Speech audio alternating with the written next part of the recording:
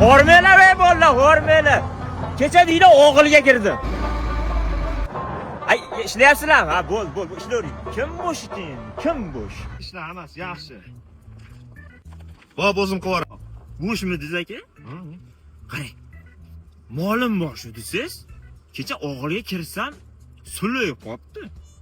Keyin o'yladimda buqaga kelgan dedimda, ki Ro'shan Navey bor, bilasizmi? Buqasi bor. Olib bordim o'shanga.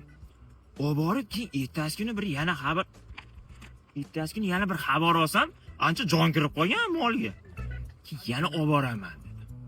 Yana olib bordim.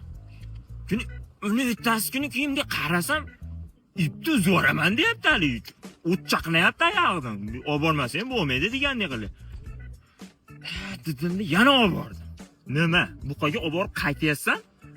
Ipni shunaqa tortib qochyapti-da, shu molni yurgan ko'rganmisiz? Parashyutda sakraysiz, oyoqda ol. Ariqqa tashlayapti, o'zini shunaqa. Kimga qarasa shunaqa suv ichyapti. U chanqagan ekan u. Chanqagan ekan. Tushundingizmi? U 5 kun suv bermadi-da, keyin esga tushib qoldi. U chanqagan ekan. Siz qayerda ishlashingizni bilasizmi?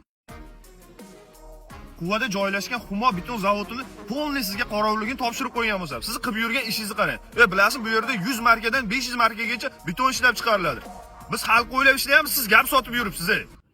Siz boshlamisiz? Boshliq kimligini ham bilmaysiz. Bor ishingizni qiling.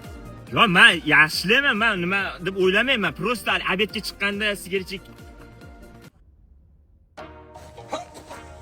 Endi katta odam gaplashgisi keladi kimdir bilan. Tavba qildim. Ha, bolalarni chiqarib yuboravering, ha.